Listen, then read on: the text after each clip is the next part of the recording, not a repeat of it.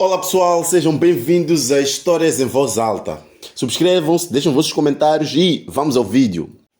A tragicomédia de um preto que virou homofóbico, escrito por Estevão Chaviço.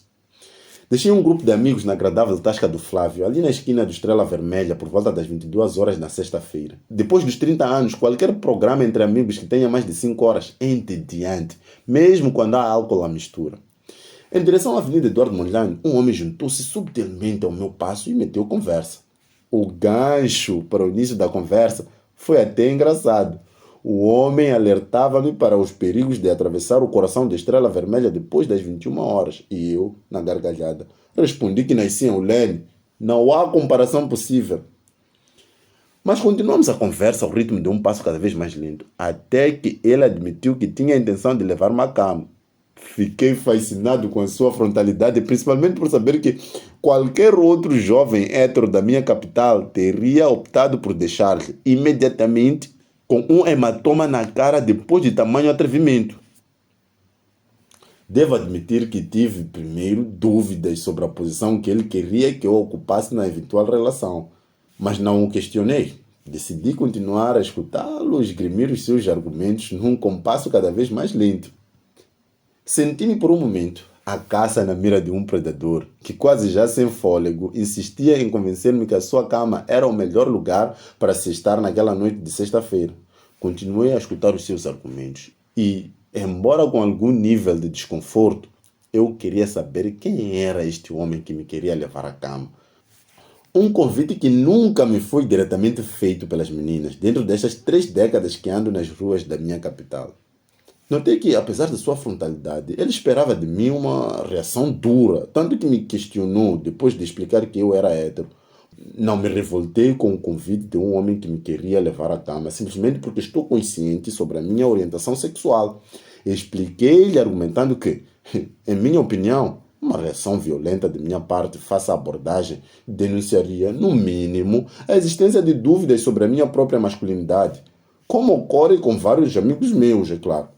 É verdade que a homofobia está instalada na estrutura das nossas sociedades.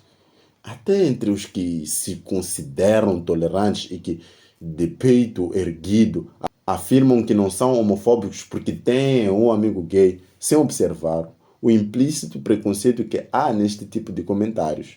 Os argumentos para justificar o ódio contra os homossexuais são vários, mas os fundamentos religiosos são os mais severos. A relação entre duas pessoas do mesmo sexo é um pecado abominável, embora se assobie para o lado face à pedofilia na Igreja Católica ou à promiscuidade dos pastores nas congregações que reivindicam a adoração ao Deus vivo, as pentecostais.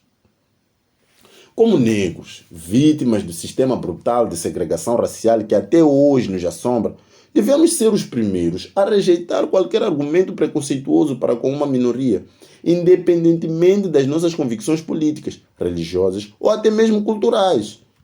Ontem fomos também uma minoria, oprimida por um sistema que não aceitou diferenças. Hoje, replicamos os mesmos vícios fundados num sistema institucionalmente homofóbico, definindo até uma base legal para punir estes comportamentos desviantes, alegadamente porque não encontram espaço nas nossas culturas africanas. A culpa é sempre atribuída ao Ocidente, que supostamente nos quer impor condutas contrárias às nossas culturas. A arrogância do Ocidente é um fato. Há sim, na raiz da alegada globalização, a imposição da cultura ocidental sobre as outras, com graves consequências para uma juventude exposta às tecnologias e de hábitos e costumes híbridos. Obviamente, o debate sobre as minorias em África não deve passar para os holofotes, porque o Ocidente assim o impôs no âmbito do novo modelo neocolonial, onde manda quem tem capital. O debate sobre os homossexuais em África deve ser imposto pelos africanos que têm a experiência, com cicatrizes ainda abertas, sobre as consequências do preconceito contra qualquer tipo de minorias. A homossexualidade em si não é um resultado de influências ocidentais. Há cada vez mais evidências que provam que, antes mesmo da formação da civilização greco-romana, a base do mundo ocidental, como conhecemos no Egito Antigo, no continente africano, haviam minorias sexuais. Embora seja importante admitir que a compreensão moderna da sexualidade não se aplica aos períodos históricos. No bar, em casa ou no trabalho, a partir de um comentário inocente, continuamos a desenvolver um estigma contra as minorias sexuais que leva milhares de moçambicanos a esconderem a sua orientação sexual. Esquecemos-nos, como negros, que um dia fomos minoria e o opressor também teve argumentos para justificar a nossa condição de escravos, incluindo fundamentos religiosos. Por um lado, é preciso admitir que o racismo e a homofobia têm pesos diferentes nas nossas sociedades, devido talvez a fatores históricos.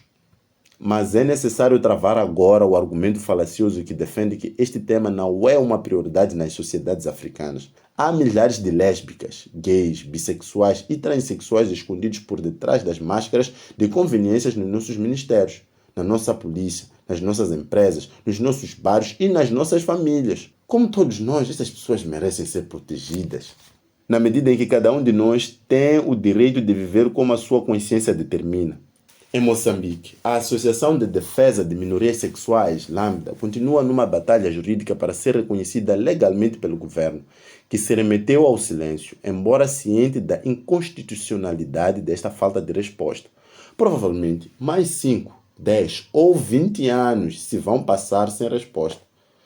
Como tantos outros assuntos, falta-nos coragem para abordar verticalmente um tema que existe e que eventualmente teremos de aceitá-lo, passe o tempo que passar. A conversa com meu novo amigo terminou mesmo na Avenida Eduardo Mondlane. Embora visivelmente insatisfeito com a minha resposta face ao seu convite, trocamos contatos e ficamos amigos. Desejei-lhe a continuação de uma boa caçada e, já sorrindo, agradeceu-me e seguiu o seu caminho.